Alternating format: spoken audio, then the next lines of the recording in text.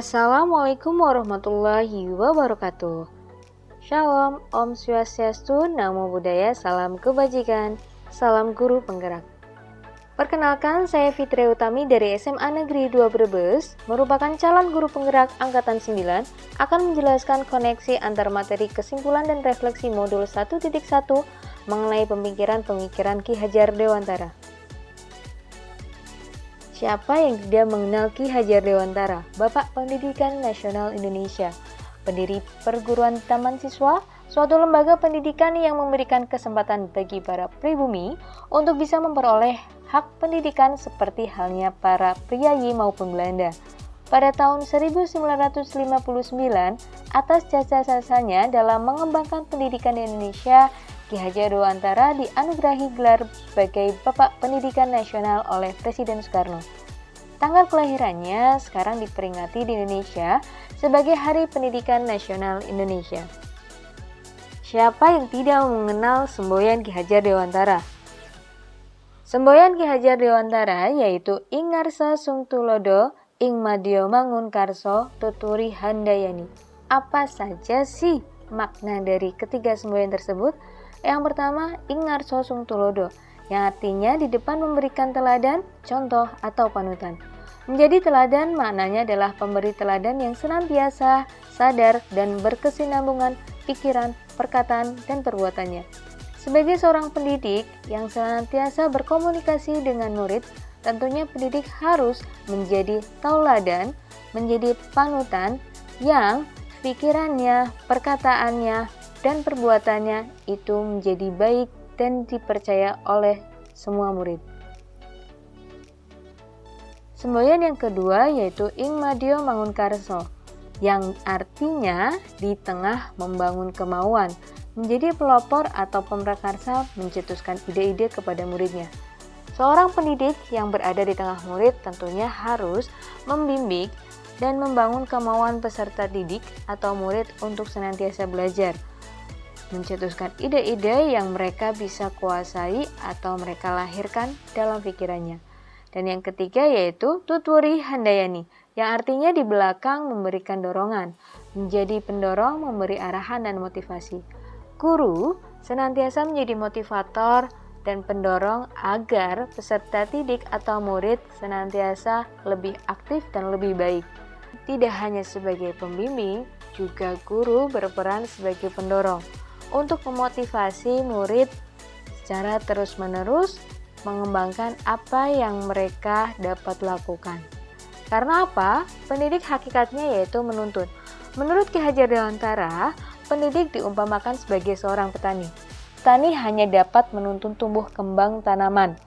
Petani tersebut tidak dapat mengganti kodrat tanaman, dan petani harus merawat tumbuh kembang sesuai jenis tanaman.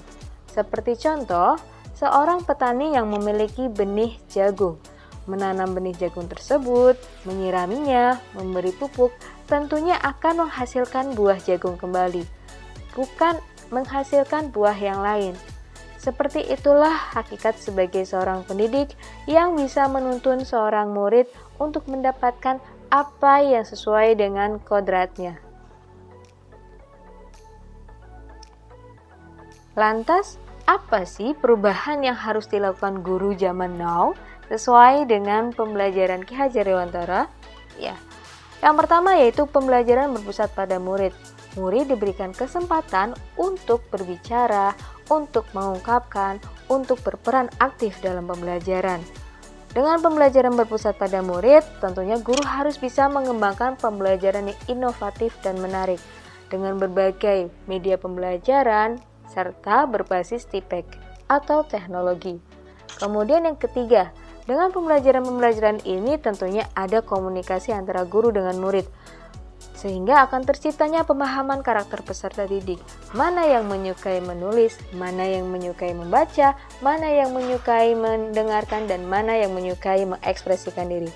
Tentunya dari kemampuan dan kesukaan murid tersebut akan menuntun budi pekerti peserta didik atau murid yang lebih baik. Sehingga hasil yang kita tanam, hasil yang mereka miliki itu akan sesuai dengan kodratnya, yaitu mendapatkan pembelajaran yang sesuai dengan diri mereka. Selanjutnya, apa sih cerminan pemikiran Ki Hajar Dewantara?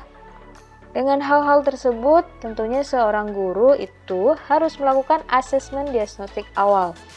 Kemudian, merancang pembelajaran sesuai hasil asesmen diagnostik awal. Selanjutnya, membuat kesepakatan kelas pembelajaran. Dari ketiga ini akan terjadi pembelajaran yang interaktif dan komunikatif. Kemudian tidak memberi hukuman yang tidak mendidik kepada murid. Artinya, pembelajaran yang harmonis, tidak akan ada hukuman, dan seorang murid tentunya akan mengikuti pembelajaran secara menyenangkan. Selanjutnya, menggali prestasi dan mendukung pilihan ekstrakurikuler atau organisasi murid.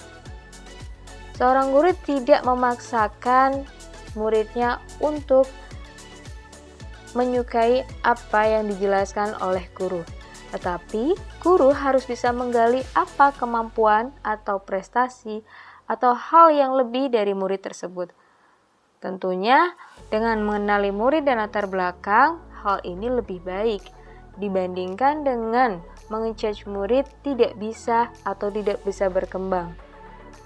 Dengan mengenali murid dan latar belakang murid melalui home visit, apalagi dengan sistem PPDB berbasis zonasi tersebut, menjadikan guru untuk bisa home visit secara lebih dekat kepada rumah-rumah siswa jika terjadi suatu masalah yang membuat murid tersebut tidak nyaman belajar atau tidak nyaman di sekolah.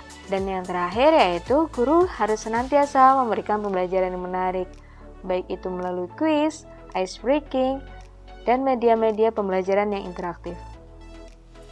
Berikut merupakan penerapan pembelajaran yang religius dengan literasi mengaji serta pembelajaran berbasis titik dengan kuis.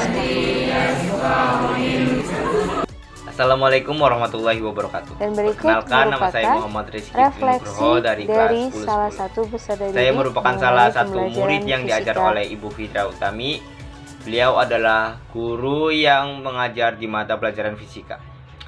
Saya merasa sangat senang dan tertantang saat diajar oleh beliau, karena sering diadakannya kuis dan beliau juga sering mengajak kami dalam berdiskusi bersama.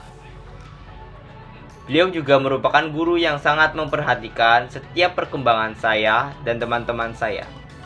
Sekian, terima kasih. Wassalamualaikum warahmatullahi wabarakatuh.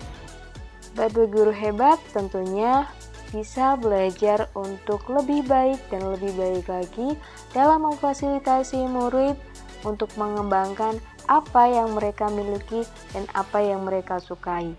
Semoga kita semua menjadi Bapak Ibu guru hebat yang senantiasa menjadi favorit dari murid-murid kita. Terima kasih. Wassalamualaikum warahmatullahi wabarakatuh. Salam guru penggerak.